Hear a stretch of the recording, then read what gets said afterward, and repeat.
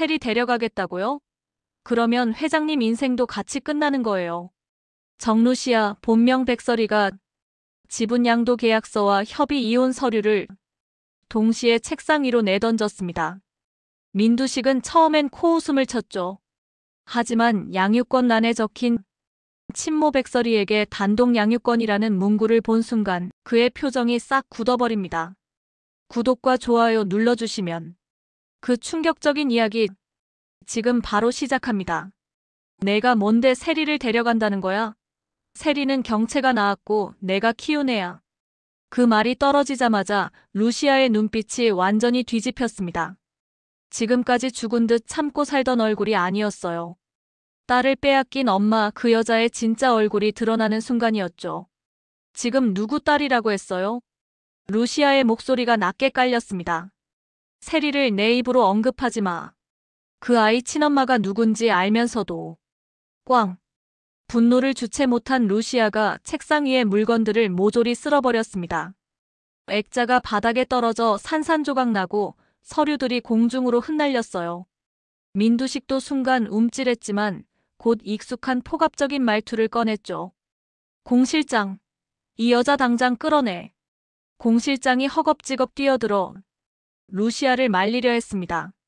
하지만 루시아는 괴력처럼 공 실장을 밀쳐내더니 그대로 멱살을 잡고 벽에 몰아붙였어요.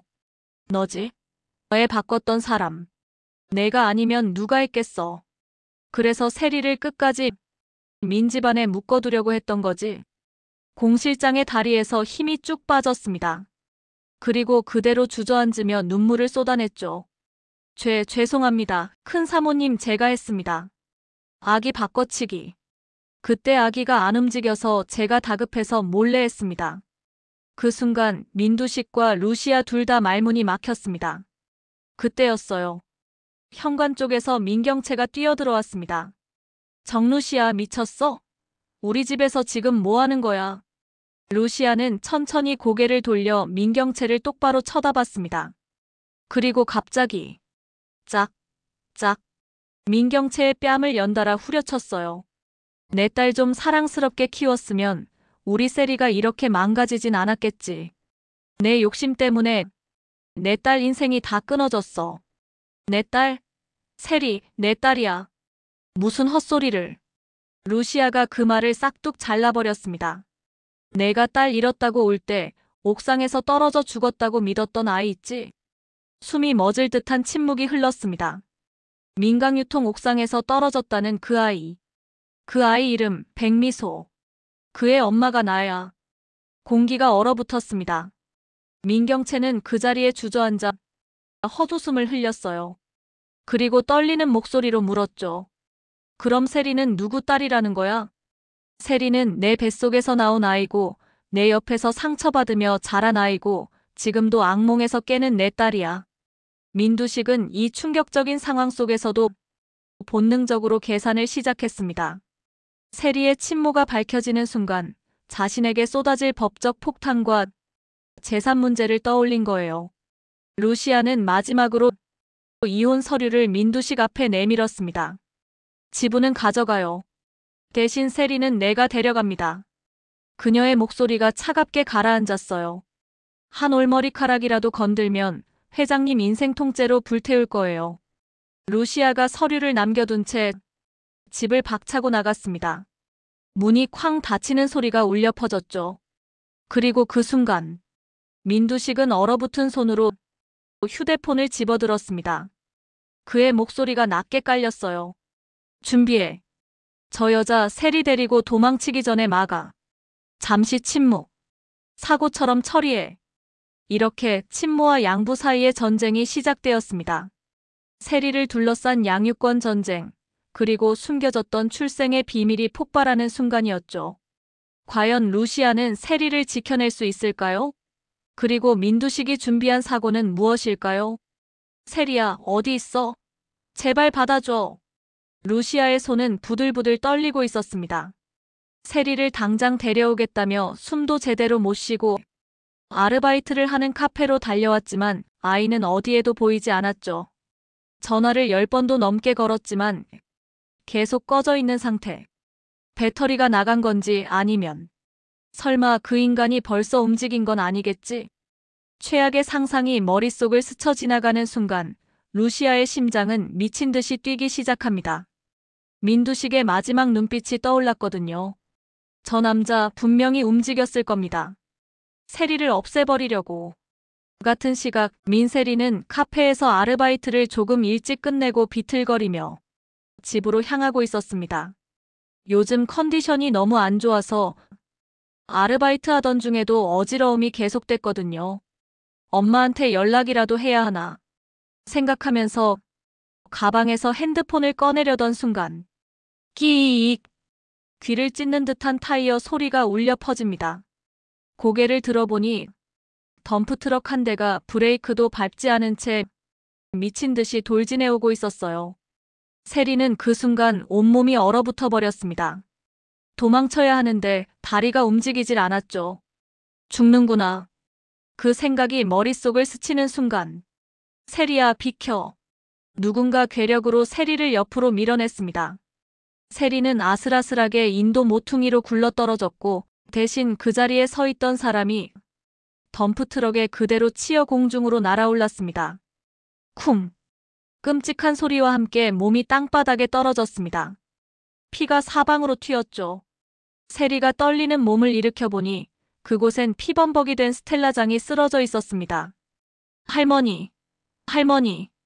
세리는 비명을 지르며 스텔라장을 끌어안았습니다. 손에 닿는 건 온통 피투성이. 할머니의 얼굴은 이미 창백하게 변해 있었죠. 할머니, 눈 좀 떠봐요. 할머니 강한 사람이라며요. 나 두고 가면 안 되잖아요. 일어나요, 제발. 울먹이는 세리를 향해 스텔라장이 힘겹게 손을 들어 올립니다. 떨리는 손끝으로 세리의 볼을 쓰다듬으며 간신히 입을 엽니다. 세리야, 내 엄마. 너무 미워하지 마. 할머니, 무슨 소리예요? 지금 그런 얘기할 때가 아니잖아요. 널 지키려고 했던 거야. 내가. 미안해. 그 말이 끝나기도 전에 스텔라장의 손이 힘없이 떨어졌습니다. 눈은 감기지 않은 채 세리를 바라보던 시선만 공허하게 하늘을 향했죠. 할머니. 할머니. 세리의 절규가 거리에 울려 퍼졌습니다. 주변 사람들이 119에 신고하고 누군가는 사진을 찍고 누군가는 고개를 돌렸습니다. 하지만 세리에겐 아무것도 들리지 않았어요. 그저 차가워져가는 할머니의 몸을 붙잡고 흐느낄 뿐이었죠. 세리, 세리야. 멀리서 루시아의 목소리가 들렸습니다. 숨을 헐떡이며 달려온 루시아는 피투성이가 된 현장을 보자마자 다리에 힘이 풀려 그 자리에 주저앉아 버렸습니다.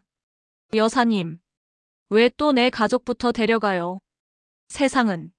루시아의 목소리는 분노와 슬픔이 뒤섞여 있었습니다.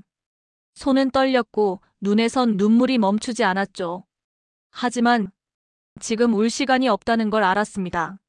재빨리 119를 다시 불러 병원으로 급히 옮겼지만 과다출혈로 스텔라장은 결국 응급실에서 숨을 거뒀습니다.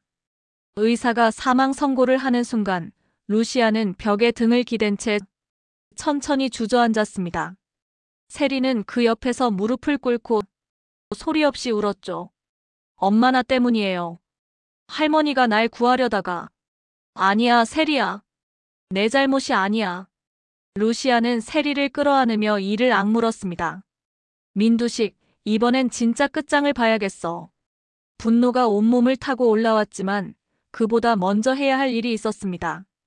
장례를 치러야 했으니까요. 장례식장은 썰렁했습니다. 스텔라장을 아는 사람이 많지 않았거든요. 빈소 앞엔 루시아, 세리, 그리고 모태주만이 밤새 눈물을 쏟았습니다. 모태주는 영정사진 속 어머니를 바라보며 주먹을 불끈 쥐었어요. 누님, 이대로 넘기면 안 되죠. 목소리가 낮게 깔렸습니다. 검게 타들어가는 눈빛이었죠. 제 어머니를 이렇게 만든 사람.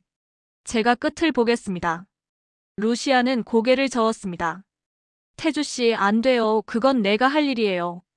내가 직접 민두식을 무너뜨릴 거예요. 누님이 법정까지 서게 되면 세리는 누가 지켜요? 모태주의 말에 루시아는 말문이 막혔습니다. 그 순간 복도 뒤편에서 조용히 듣고 있던 세리가 천천히 걸어 나왔습니다. 아빠가 나를 죽이려고 한 거라고요? 세리의 목소리는 떨리고 있었습니다. 믿고 싶지 않았거든요. 아무리 냉정한 아버지였어도 설마 자기 딸을 죽이려고 했을 리가 없다고 생각했으니까요.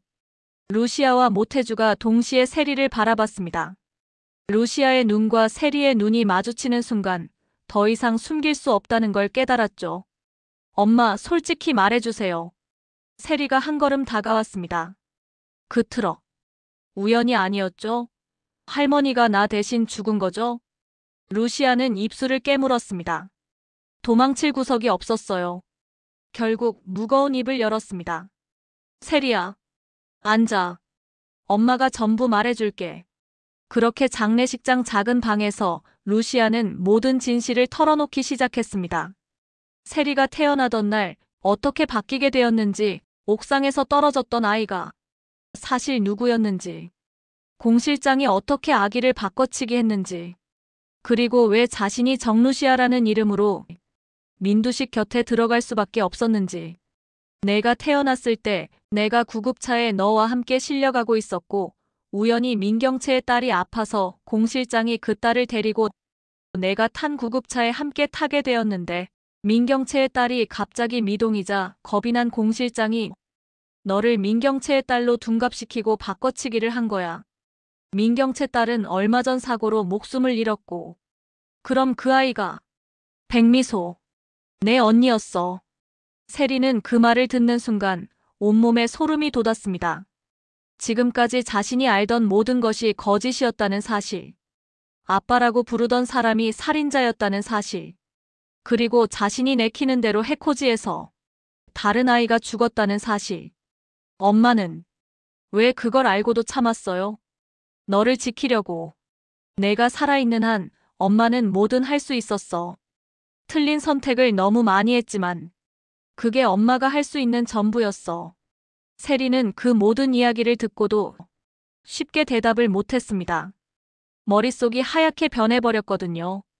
그럼 지금까지 아빠라고 부르던 사람은 나를 없애려 했던 사람이고 진짜 가족인 줄 알았던 사람들은 전부 거짓말쟁이였던 거예요? 루시아는 아무 말도 못하고 고개만 끄덕였습니다. 세리의 세계가 완전히 무너지는 순간이었죠. 장례식장 문은 닫혀 있었지만 세리 마음속에서는 이제 다시는 돌아갈 수 없는 선이 그어져 버렸습니다. 할머니의 죽음, 언니의 죽음, 그리고 자신을 죽이려 했던 아버지. 엄마, 나 이제 어떻게 살아야 해요? 세리의 목소리는 너무나 작았습니다. 루시아는 딸을 꽉 끌어안으며 대답했습니다. 엄마랑 같이 다시 시작하는 거야. 이번엔 진짜로. 그렇게 모녀는 장례식장 작은 방에서 서로를 붙잡고 밤새 울었습니다. 스텔라장의 영정사진이 그들을 조용히 내려다보고 있었죠. 장례가 끝난 뒤 루시아는 문태경과 단둘이 마주 앉았습니다. 스텔라장이 남기고 간 서류, 계좌 내역, 그리고 결정적인 녹음 파일들이 테이블 위에 펼쳐졌죠. 루시아 씨, 정면 돌파하면 우리 둘 다 같이 무너져요. 문태경의 목소리가 낮게 깔렸습니다. 저 인간은 맨손으로 덤빌 상대가 아니에요. 안에서부터 썩게 만들어야 합니다. 루시아의 눈빛이 차갑게 빛났어요. 그녀는 이미 첫 번째 표적을 정해놨습니다. 바로 김선재. 실질적인 재무 책임자. 야망은 크지만 늘 2인자에 머물렀던 남자죠. 어느 밤 김선재가 회장에게 호되게 욕을 먹고 혼자 술을 들이켜고 있을 때였습니다. 루시아가 당당한 차림으로 그의 앞에 앉았어요. 예전처럼 굽신거리는 모습이 아니라 상대를 평가하는 냉정한 사업가의 눈빛이었죠. 선재 씨, 회장님한테 또 한 소리 들었나 보네. 요즘 얼굴이 더 말라 보인다. 김선재는 당황하면서도 눈을 피하지 못했습니다. 루시아, 아니 백설이. 난 지금 이런 자리 굉장히 불편한데. 루시아는 준비해온 봉투를 꺼내 테이블 위에 탁 내려놨어요. 이건 회장님이 당신 이름으로 돌린 페이퍼 컴퍼니 내역이야. 김선재의 손이 멈췄습니다. 비자금 창구가 누군 줄 알아? 김선재, 바로 당신이더라. 그의 손이 봉투 위에서 부들부들 떨리기 시작했어요. 서류를 한 장 한 장 넘길수록 얼굴이 새하얗게 질려갔죠. 문제가 터지면 모든 죄를 뒤집어쓸 구조가 완벽하게 설계되어 있었습니다. 그 노인네가 날 우습게 봤다 이거지. 민두식은 오로지 자기 자신뿐이야 가족도 없어. 루시아의 말이 비수처럼 꽂혔습니다. 당신은 잘 쓰다가 버리기 좋은 총알바지일 뿐이고. 김선재의 얼굴에서 혈색이 싹 사라졌어요. 루시아는 마지막 제안을 던졌습니다. 나랑 손잡아. 민두식 비자금 장부, 진짜 원본은 당신 손에 있잖아. 잠시 침묵이 흘렀습니다. 그거 나한테 주면 나는 당신이 감옥 안 가게 만들어줄 수 있어. 대신 오늘부로 자네 주인은 나야. 김선재는 한참을 말없이 앉아있다가 텅 빈 웃음을 한번 터뜨렸습니다. 결국 누구에게 붙느냐 싸움이네. 그가 술잔을 단숨에 비웠어요. 그럼 최소한 이기는 편에 붙어야지. 바로 그 순간부터 김선재는 겉으로는 여전히 민두식 편인 척하면서 뒤로는 루시아와 문태경에게 중요한 자료들을 빼내주기 시작했습니다. 하지만 그의 마음 한구석엔 죄책감도 분명히 남아있었죠. 자신의 선택으로 민경채와 세리의 인생이 흔들릴 거란 걸 알았거든요. 그 시각 또 다른 함정이 가동되고 있었습니다. 스텔라장이 생전에 준비했던 민경채 함정이었죠. 해외 투자자로 위장해 만든 자금, 통로와 페이퍼 회사들을 문태경과 모태주가 그대로 이어받아 민경채를 유혹하는 구조였어요. 재벌가 딸로 살았지만 실질적인 능력은 부족했던 민경채. 늘 인정 욕구에 목말라 있던 그녀는 불안에 잠을 못 자고 있었습니다. 사장 자리도 빼앗길지 모른다. 민두식이 차기 후계자로 세리를 밀어줄 수도 있다. 바로 그때 문태경이 슬쩍 미끼를 던졌어요. 사장님, 요즘 대표님들 사이에서 도는 투자건이 하나 있는데요. 민경채의 눈이 반짝였습니다. 성공하면 민경채 펀드로 이름 날릴 수 있을 정도라고 합니다. 아버지 딸이 아니라 나 자신의 이름으로 인정받고 싶은 욕망. 그게 치고 올라왔죠. 민경채는 위험한 조항이 잔뜩 붙은 계약서를 제대로 읽어보지도 않고 서명해버렸습니다. 처음엔 개인 자금만 쏟아 넣었어요. 하지만 손실이 커지자 몰래 회사 공금까지 빼쓰기 시작했죠. 금방 메우면 되지 뭐. 스스로를 합리화하며 점점 깊은 늪으로 빠져들었습니다. 한편 세리는 복잡한 감정에 휩싸여 있었어요. 엄마 편에 서고 싶으면서도 그동안 자신을 지켜줬다고 믿었던 아빠에 대한 기억이 섞여 머리가 혼란스러웠죠. 민두식이 괴물인 건 알겠는데 어린 시절 아플 때 밤새 간호해주던 모습도 떠올랐거든요. 그러던 어느 날 세리가 우연히 루시아 방에서 USB와 녹음 파일 일부를 발견했습니다. 거기엔 민두식이 누군가에게 살인을 지시하는 목소리, 그리고 공 실장이 바꿔치기 일을 보고하는 대화가 담겨 있었어요. 세리는 떨리는 손으로 파일을 들고 중얼거렸습니다. 나도 결국 엄마 계획 속에 있는 거야? 복수하겠다고 마음먹는 순간 나도 그 인간들하고 다를 게 없어지는 거 아니야? 갈등이 깊어졌습니다. 그리고 이 갈등은 주주총회 날 폭발하게 되죠. 과연 세리는 어떤 선택을 할까요? 그리고 민경채가 빠진 함정의 끝은 어디일까요? 오늘만 넘기면 그 꼴보기 싫은 것들 싹 다 치워지고 회사도 다 내 손안에 있겠지. 임시 주주총회 날 아침, 민두식은 거울 앞에서 비싼 양복깃을 매만지며 혼잣말을 합니다. 최근 주가가 폭락하고 악성 루머가 돌면서 위기감이 느껴지긴 했지만 자신이라면 충분히 넘길 수 있다고 믿었죠. 30년간 이 바닥을 지배해온 건 바로 자신이니까요. 회장님, 차 준비됐습니다. 공 실장의 목소리가 들렸지만 민두식은 대답도 하지 않았습니다. 그저 거울 속 자신의 모습을 보며 웃음을 지었죠. 오늘 끝나면 루시아고 뭐고 다 정리해버려야지. 같은 시각 김선재는 넥타이를 매주며 시계를 힐끗 봅니다. 지금부터 6시간 뒤면 이 사람 인생이 갈라지겠구나. 회계장부 사본, 비자금 계좌 목록, 녹음 파일. 모든 게 이미 안전한 곳으로 옮겨진 상태였습니다. 손은 떨렸지만 이미 돌아갈 수 없는 강을 건넜죠. 김선재는 혼자 씁쓸하게 웃으며 중얼거렸습니다. 괜찮아, 오늘 다 끝날 거야. 회의장엔 이미 기자들과 주주들이 빼곡하게 들어차 있었습니다. 웅성거리는 소리가 가득했죠. 누군가는 이번엔 회장이 뭐라고 할까 하며 수군거렸고, 누군가는 핸드폰으로 주가를 확인하며 한숨을 쉬었습니다. 민경채가 새로 맞춘 정장을 입고 당당하게 입장합니다. 스스로를 다음 대표라고 상상하며 미소까지 지었죠. 하지만 그 뒤를 따라오는 세리의 얼굴은 단단히 굳어 있었습니다. 끝까지 엄마와 아빠 사이에서 갈팡질팡했지만 결국 오늘 어떤 선택을 할지 마음을 정한 상태였거든요. 민두식이 단상에 올라섰습니다. 익숙한 미소를 지으며 마이크를 잡았죠. 존경하는 주주 여러분, 최근 떠도는 루머와 악성 제보들 다 근거 없는 모함입니다. 민강유통은 앞으로도. 그 순간 뒤쪽 출입문이 쾅 하고 거칠게 열렸습니다. 모든 시선이 그쪽으로 쏠렸죠. 고갯짓 하나에도 욕설로 대응하던 비굴했던 루시아가 아니라 이제는 진짜 이름을 되찾은 백설이 정루시아가 당당하게 들어섰습니다. 그 옆엔 문태경, 그리고 경호원처럼 서 있는 모태주가 나란히 섰죠. 루시아, 자네가 왜 여기? 민두식의 목소리가 순간 흔들렸습니다.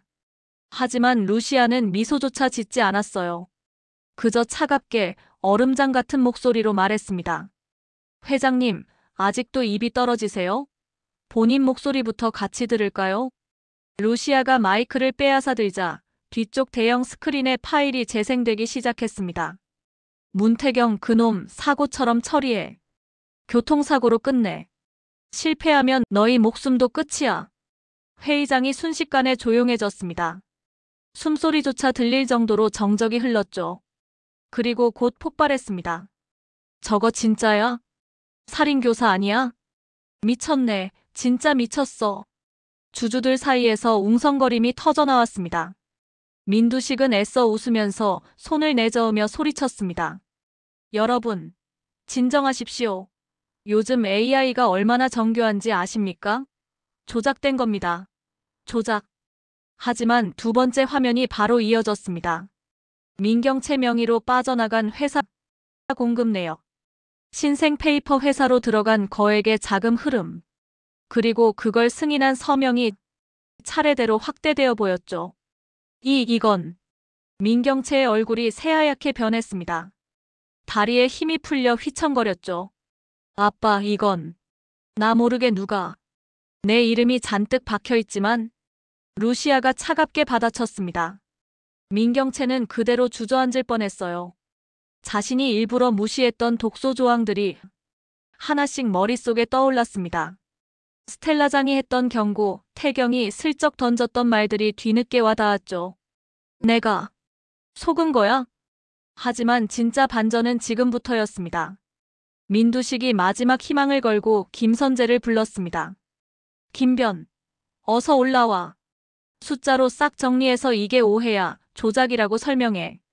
모든 시선이 김선재에게 쏠렸습니다. 김선재는 천천히 일어났죠. 한 걸음, 두 걸음, 단상을 향해 걸어갔습니다. 민두식은 안도의 한숨을 쉬었어요. 그래, 선재가 해결해 줄 거야. 하지만 김선재는 민두식 옆이 아니라 루시아 옆에 섰습니다. 뭐 하는 거야? 민두식의 목소리가 떨렸습니다. 김선재는 준비해온 USB를 꺼내 들었죠. 민두식 회장님, 이제 그만하시죠. 네, 내 놈이 뭔데? 30년 동안 숨겨온 이중장부. 제가 관리했습니다. 회의장이 또 한 번 술렁였습니다. 김선재는 USB를 들어보이며 계속 말했어요. 이 안에 비자금 도표부터 불법 로비 내역까지 다 들어있습니다. 페이퍼 컴퍼니 명단, 뒷돈거래 장부 전부요. 네, 내 놈이 감히 나를 배신해. 민두식이 소리를 질렀습니다. 얼굴이 붉게 달아올랐죠. 내가 너를 어디서부터 키웠는데. 내가 널 뭘로 만들어줬는데. 김선재는 쓴웃음을 지었습니다. 키운 게 아니라 묶어둔 거죠. 회장님 덕분에 배운 것도 있어요. 뭐? 돈이 전부인 세상에서 사람 목숨은 숫자처럼 지워지기도 한다는 거요. 그 말이 떨어지자마자 세리가 조용히 앞으로 걸어 나왔습니다. 손은 떨렸지만 눈빛만큼은 단단했어요. 민두식 회장님. 세리의 목소리가 울려 퍼졌습니다. 이제 저도 말할게요. 저 사람 제 아버지 아닙니다. 회의장이 또 한 번 얼어붙었습니다. 저를 죽이려고 했던 사람일 뿐이에요. 그 순간 공 실장의 자백 녹취가 재생되기 시작했습니다. 죄송합니다. 큰 사모님 아기 바꿔치기 제가 했습니다. 회장님 지시받고 옥상에서 떨어진 아이 민경채 큰아가씨 따님이었습니다. 신생아실에서 몰래 바꿨습니다. 주주들은 더 이상 참지 못하고 소리를 질렀습니다. 이게 무슨 소리야? 아기 바꿔치기? 이게 드라마야, 현실이야? 살인교사의 아기 바꿔치기까지. 완전 범죄자 집단이잖아. 민두식은 헛웃음을 터뜨렸습니다. 미친 듯이 웃다가 갑자기 루시아를 향해 손가락을 겨눴죠. 백설이, 내가 이긴 줄 알아? 내 딸도. 결국 나처럼 될 거야. 복수에 미쳐서 괴물이 되는 거야. 그때 문태경이 마지막으로 나섰습니다. 회장님, 제 소개를 제대로 안 했네요. 문태경이 서류 뭉치를 들어 올렸습니다.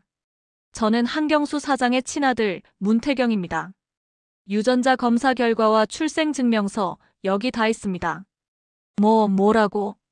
아버지가 일군 이 회사, 회장님이 빼앗아간 이 회사, 이제 진짜 주인에게 돌아갑니다. 말이 끝나기도 전에 회의장 밖에서 경찰과 검찰 수사관들이 우르르 들어왔습니다. 민두식 씨 살인 교사 및 횡령, 사문서 위조 등의 혐의로 체포합니다. 이게 무슨... 수갑이 채워지는 순간까지도 민두식은 루시아를 향해 소리를 질렀습니다. 백설이, 내가 이긴 줄 알아. 너도 결국. 하지만 루시아는 흔들리지 않았습니다. 눈을 똑바로 마주보며 차갑게 한마디만 던졌죠. 아니요. 그 아이는 나처럼 살지 않게 만들 거예요. 경찰에 끌려나가는 민두식의 뒷모습을 보며 회의장에 남은 사람들은 말을 잃었습니다. 한 집안의 추악한 비밀이, 한 회사의 진짜 얼굴이 단 1시간 만에 모두 드러난 순간이었죠. 세리는 루시아의 손을 꼭 잡았습니다. 떨리는 손이었지만 이제는 놓지 않을 거라는 듯 단단하게요. 민두식은 구속된 뒤에도 현실을 인정하지 않았습니다. 교도소 독방에서도 여전히 자신을 회장님이라 부르며 교도관에게 소리를 질러댔죠. 변호사가 늦었다고 난리를 쳤지만 시간이 지날수록 그에게 남는 건 고집과 분노뿐이었어요. 그러던 어느 날 오랜 스트레스와 분노가 겹쳐 독방 안에서 쓰러졌습니다. 발견이 늦어져 반신불수가 된 채 교도소 내 병동으로 옮겨졌죠. 의식은 또렷한데 몸이 말을 듣지 않았어요. 눈은 크게 떠 있지만 혀는 굳어 제대로 말도 못하고 손끝 하나 마음대로 움직이지 않는 상태. 그야말로 움직일 수 없는 감옥에 갇힌 셈이었습니다. 루시아는 딱 한 번 병동으로 그를 찾아갔어요. 회장님, 아직도 누군가 명령하면 움직여줄 거라고 생각하세요? 민두식은 흐릿한 눈으로 루시아를 향해 소리를 지르려 했습니다. 하지만 입가에서 흘러나오는 건 뜻 모를 신음뿐이었죠. 루시아는 예전처럼 울거나 소리 지르지 않았어요. 오히려 담담하게 말했습니다. 여기서 평생 누워있는 동안 누구 얼굴이 가장 많이 떠오를지 생각해봤어요. 한경수 사장님일까요? 아니면 옥상에서 떨어졌던 아이일까요? 잠시 침묵. 아마 둘 다겠죠. 그게 회장님의 남은 인생이에요. 더 이상 욕설도 눈물도 남기지 않고 루시아는 차분히 돌아섰습니다. 철문이 닫히는 소리가 민두식 인생의 마지막 종소리처럼 울려 퍼졌죠. 민경채는 횡령 혐의로 실형을 피하진 못했지만 여러 사정이 참작되어 집행유예로 풀려났습니다. 하지만 이미 재산은 대부분 정리됐고 한때 거들먹거리며 다니던 상류층 모임에서는 완전히 배제된 상태였어요. 예전엔 카드 한 번 긁으면 끝이던 생활이 사라졌습니다.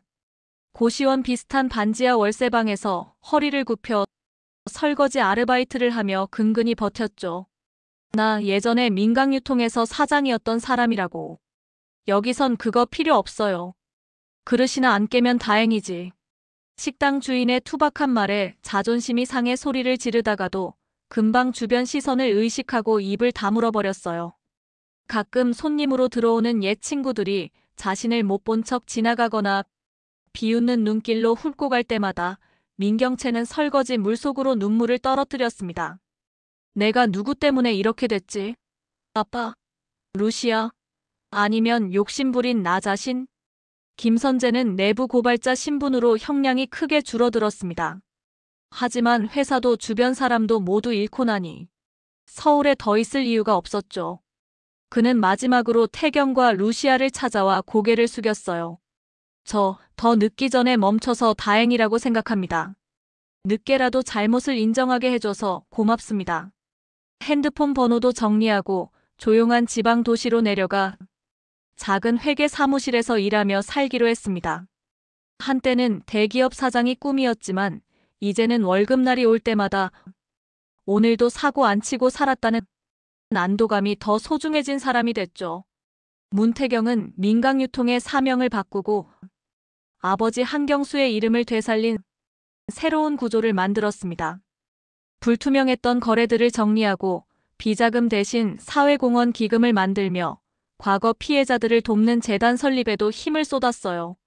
그 과정에서 태경은 세리와도 조금씩 대화를 이어갔습니다. 두 사람은 피해자의 자녀라는 공통된 상처를 가진 존재라 말하지 않아도 통하는 부분이 생겼죠. 가장 큰 변화는 루시아에게서 나타났습니다. 한때 민강유통 안에서 복수만을 위해 숨쉬던 그녀가 드디어 회사를 완전히 떠나 작은 가게를 준비했어요. 간판에는 미소분식이라는 이름이 걸렸습니다. 죽은 딸 백미소의 이름을 따온 분식집이었죠. 엄마, 우리 가게에서 제일 잘 나가는 메뉴, 떡볶이일까, 김밥일까? 당연히 세리표 김밥이지. 내가 말아주면 뭐든 잘 팔릴 거야. 세리는 아직도 완전히 치유된 건 아니었어요. 가끔 이유 없이 불안해지고 악몽을 꾸기도 했죠. 그래도 아침마다 분식집 문을 열면서 어서 오세요라는 말을 내뱉다 보면 조금씩 자신이 누군가의 딸이 아니라 자기 삶의 주인이 되어가는 느낌을 받았습니다. 가게 한쪽 테이블에는 늘 모태주와 장현숙의 사진이 나란히 놓여 있었어요. 손님이 없는 시간엔 루시아와 세리가 그 앞에 앉아 보고 싶다는 말을 조용히 건넸죠. 태경도 가끔 들러라면 한 그릇을 시켜 먹으며 세리에게 장난 섞인 농담을 던졌습니다. 사장님, 여기 김밥 하나 추가요. 우리 회장님보다 세리 김밥이 더 맛있어서 큰일이네. 그럼 회사 때려치우고 우리 가게 점장으로 오세요. 세 사람이 웃는 순간 잠깐이지만 과거의 피비린내 나는 기억이 옅어졌습니다. 분식집 문 앞 골목으로 봄바람이 스며들고 간판 아래로 학생들이 줄을 섰어요. 누군가에겐 평범한 하루였지만 이들에게는 기적 같은 일상이었죠. 악인들이 무너져 내린 자리에서 살아남은 사람들이 비틀거리면서도 다시 일어섰습니다. 태양을 삼킨 여자의 마지막 장면은 뜨거운 복수가 지나간 뒤에도 결국 사람을 살게 하는 건 따뜻한 밥 한 끼와 서로를 붙잡아주는 손길이라는 걸 조용히 보여주며 오래 남는 여운을 남겼습니다. 오늘의 이야기는 여기까지입니다. 영상을 끝까지 봐주셔서 감사드리며 앞으로 갈수록 충격적이고 흥미진진하고 재미있는 이야기로 막바지를 달리고 있는 드라마 태양을 삼킨 여자. 다음 이야기도 궁금하실 텐데요. 구독, 좋아요, 알림 설정까지 해주시면 편하게 찾아오실 수 있습니다. 이번 영상 다들 어떻게 보셨는지 댓글로 남겨주시면 더 좋은 영상을 만드는데 힘을 보태겠습니다. 여러분의 구독과 좋아요는 더 좋은 이야기로 영상을 들려드리는데 큰 힘이 됩니다. 다음 편에서 뵙겠습니다.